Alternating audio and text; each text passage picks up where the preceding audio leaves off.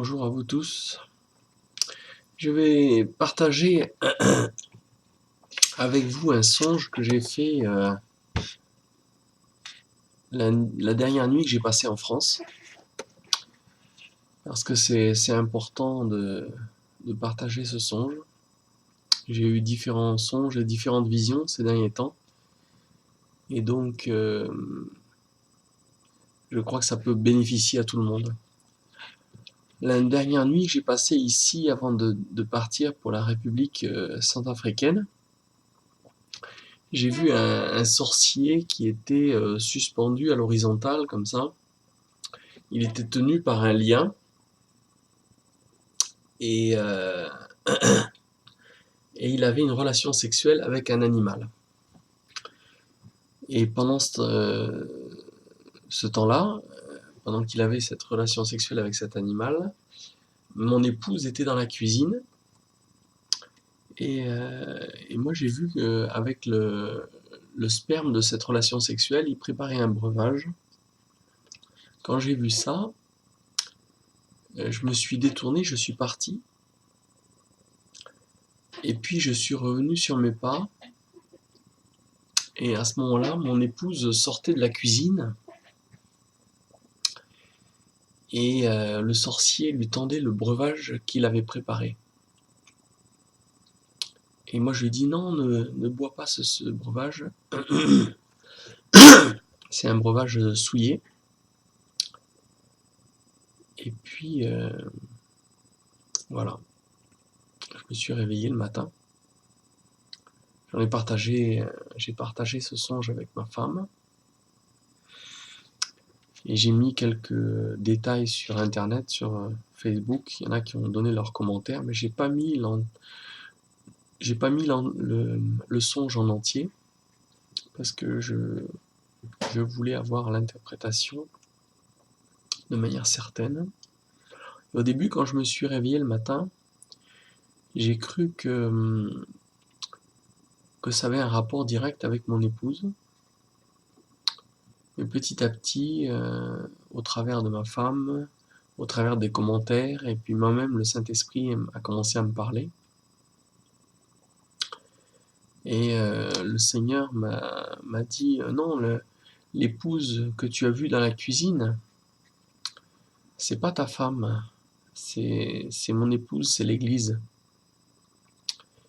Et la raison pour laquelle elle était prête à boire le breuvage que lui tendait le sorcier, c'est que elle était dans la cuisine comme Marthe, elle était occupée aux choses matérielles.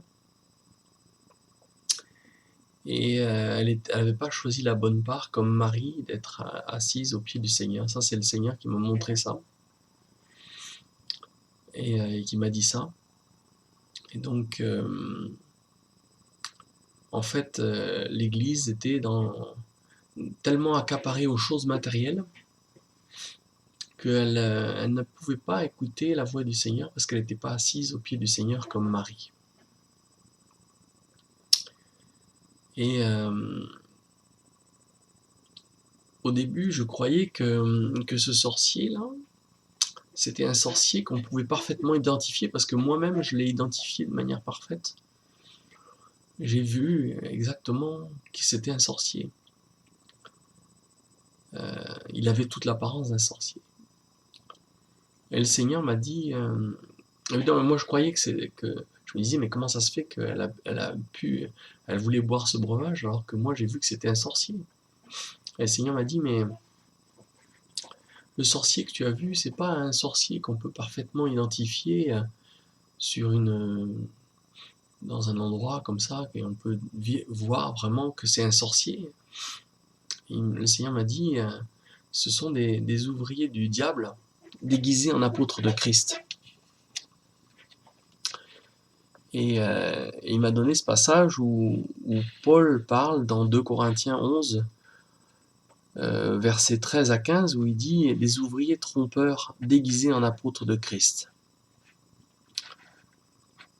Et donc en fait, comme l'Église était dans la cuisine, occupée aux choses matérielles, elle était prête à boire un breuvage qui lui était préparé, mais qui n'était pas un breuvage pur, qui était tellement souillé que, en fait, c'était un breuvage de sorcellerie qui l'emmenait dans des fausses doctrines.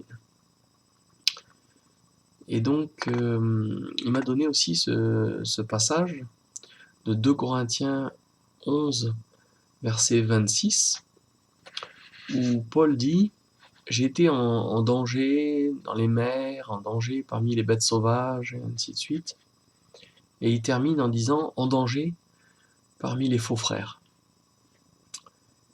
Et donc il dit que c'est pas étonnant qu'il y ait des ouvriers trompeurs déguisés en apôtres de Christ, parce que même le diable se déguise en ange de lumière. Ensuite, il y a un verset aussi qui m'a donné dans Galates 2, versets 3 à 5, il parle des faux frères. Et dans Apocalypse, quand le Seigneur écrit aux églises, à une église, il dit, dans Apocalypse 2, verset 2, « Tu as éprouvé ceux qui se disent apôtres et qui ne le sont pas. » Donc tous ces versets confirment qu'il y a des faux au milieu des vrais, et qui sont des gens qui enseignent des doctrines qui sont souillées et qui font que l'Église est souillée par elle-même. Alors bien sûr, vous allez me dire, mais si on appartient au Seigneur, si on est réveillé, si on est rempli du Saint-Esprit, on ne peut pas boire ces breuvages? Je dirais oui, mais en même temps, il y a des gens qui se laissent séduire, et on le voit dans les lettres aux 7 églises de l'Apocalypse. On voit que il y a des églises qui se sont laissées séduire. On voit dans Apocalypse chapitre 2, verset 14, tu as des gens parmi toi de la doctrine de Balaam qui enseignaient à Balak à mettre une pierre d'achoppement devant les fils d'Israël pour se livrer à la débauche et pour qu'ils mangent les viandes sacrifiées aux idoles. Donc, c'est quelque chose qui y a au milieu des vrais chrétiens. C'est pas pour les gens du monde que le Seigneur écrit dans ses lettres aux 7 églises. C'est assez clair. Et donc, je suis parti en Centrafrique avec une grande partie de l'interprétation, au travers de frères et sœurs qui m'ont donné l'interprétation sur Facebook, au travers de ma femme qui m'a aussi donné une partie de l'interprétation, et puis moi-même, le Saint-Esprit me parlait en même temps. Et j'ai commencé à partager ce songe partout là où je passais, parce que c'est tellement important. Et au bout d'une semaine que j'étais là-bas, j'ai dû faire une conférence de presse devant la télévision nationale et la télévision internationale TV5 Cameroun. Il y avait aussi la presse écrite, les journaux, radio de Bangui. Et au moment où j'étais prêt à intervenir, le Seigneur m'a donné aussi une autre partie, parce que j'avais pas partagé l'identité de l'animal, mais je l'avais parfaitement vu de quel animal il s'agissait. Mais au moment où j'allais intervenir devant les caméras de télévision, le Seigneur m'a parlé, parce que c'était en fait une biche, une gazelle, cet animal, avec lequel le sorcier avait une relation sexuelle.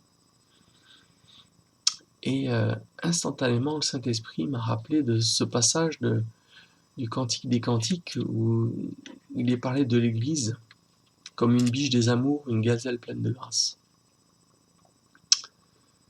Et donc, en fait, c'est à ce moment-là que le Seigneur m'a parlé de la lettre de l'Apocalypse où il est dit tu as parmi toi une femme qui se dit prophétesse, Jézabel, qui enseigne à mes serviteurs à se livrer à l'inconduite et tout ça. Donc ça dépassait même le simple fait de tendre un breuvage souillé en lui-même, mais c'était aussi une question de...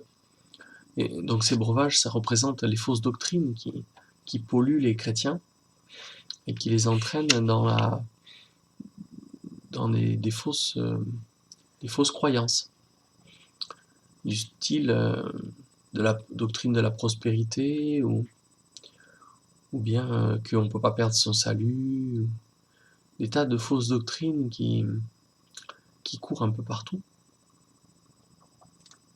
Ou par exemple, certains qui appellent le pape le Saint-Père, alors que Jésus a dit, il a prié, il a dit, je te rends grâce, Père saint, juste et véritable, de ce que tu as caché ces choses aux sages et aux intelligents, mais de ce que tu les as révélées aux petits et à ceux qui sont insignifiants, de manière à ce que la, les choses de Dieu soient manifestées au travers des choses faibles.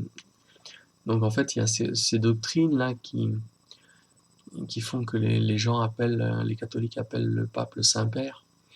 Ils font prendre la place de Dieu, puisqu'il n'y a qu'un seul qui est Saint et Père, c'est Dieu. Il n'y a qu'un seul Sauveur, Jésus-Christ, et un seul Seigneur, Jésus-Christ.